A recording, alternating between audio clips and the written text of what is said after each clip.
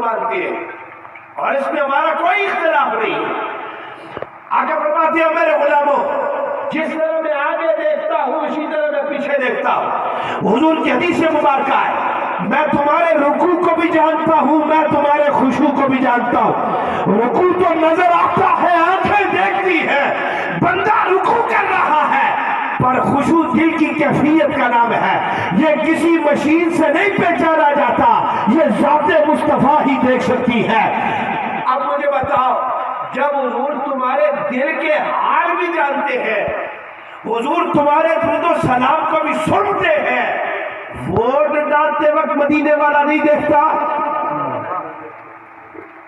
Vote دیتے وقت حضور نہیں دیکھتے کہ یہ میرا کلمہ پڑھنے والا اور میری شفاعت کا طالب میری شفاعت کی امید رکھنے والا آج میرے ختم نبوت کے ڈاکوؤں کے ساتھ کھڑا ہے یا فیض آباد کے وفاداروں کے ساتھ کھڑا ہے. سبحان اللہ. لبیک لبیک لبیک یا رسول اللہ لبیک لبیک ایک ٹھنڈ زیادہ ہے یا لبیک یا رسول اللہ تے دل نہیں کرنا ہاتھ چاہ رہے ہو میری بات سنے میں ہاتھ نہیں اٹھاتا لیکن بول رہا ہوں اور یہ کسی دنیا دار کا نعرہ نہیں.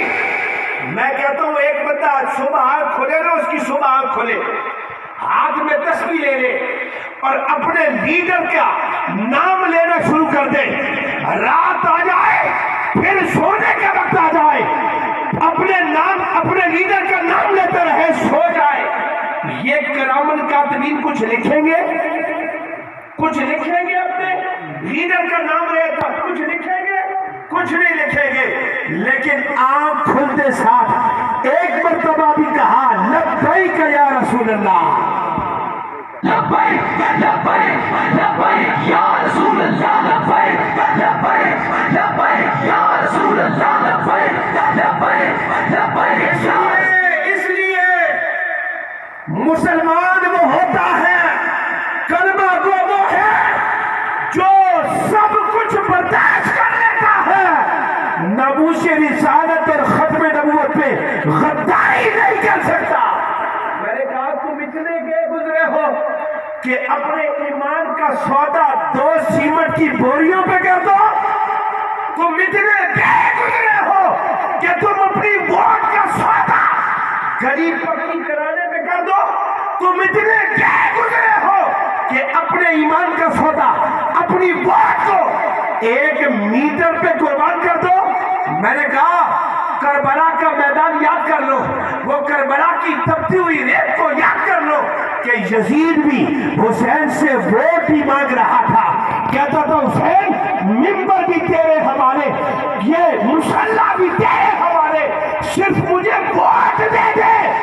پر امام پاک جانتے تھے اس لعنتی کو اگر ووٹ دے دیا اس لعنتی کو اگر ووٹ دے دیا قیامت تک نانے کا کلمہ پڑھنے والا کوئی نہیں بچے گا. ووٹ کو کیا سمجھتے آپ اور یہ تو فیصلہ آپ نے کرنا ہے. آج اپنے گھر والوں کو بٹھا کرنا یہاں سے جانے کے بعد اپنے گھر والوں کو بٹھا کر اپنی اولاد کو بٹھا کر آج یہ ذرا بات تو کر کے دیکھو کہ یارو ہمارا تعلق فلاں جماعت سے 20 سال سے قائم ہے ہمارا تعلق فلاں جماعت سے 50 سال سے قائم ہے ہمارے تعلقات ہیں ہماری رشتہ داری ہے پر یارو مرنا بھی ہے قبر میں محمد عربی کا سامنا بھی کرنا ہے. ابھی میرے سامنے آپ بیٹھ کر یہ مانے کہ ختم نبوت پہ ڈاکہ پڑا یا نہیں پڑا پاکستان میں ختم نبوت پر ڈاکہ ڈالا گیا تیرے میرے نبی کی ناموس پر حملہ کیا گیا. بتاؤ ان کے ساتھ کھڑے تھے یا نبی کی ختم نبوت کے پہرے داروں کے ساتھ کھڑے تھے.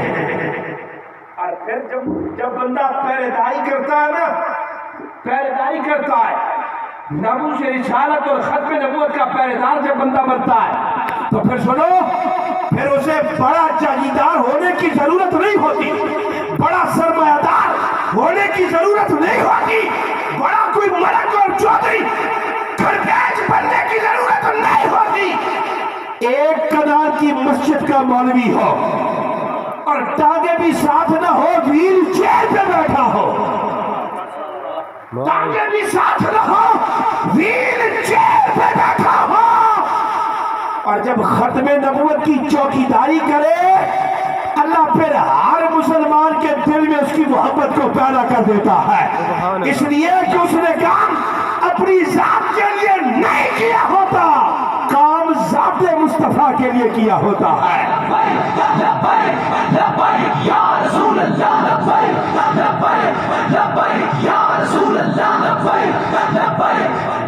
اور ہماری ووٹ سے کیا ہوگا؟ وہ کہتے ہیں ہماری ایک ووٹ سے کیا ہوگا؟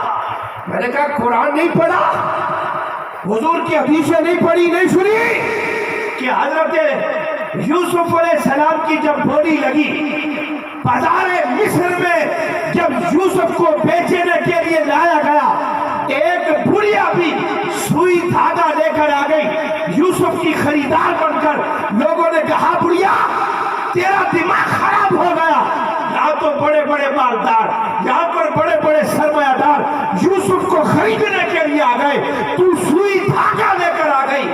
اس نے کہا بات خریداری کی نہیں ہے، بات پیسے کی نہیں ہے، میں اس دن کو یاد کرتی ہوں جب اللہ کہے گا بلا لاؤ میرے یوسف کے خریداروں کو، ان خریداروں میں مجھ بڑھیا کا بھی نام آ جائے گا۔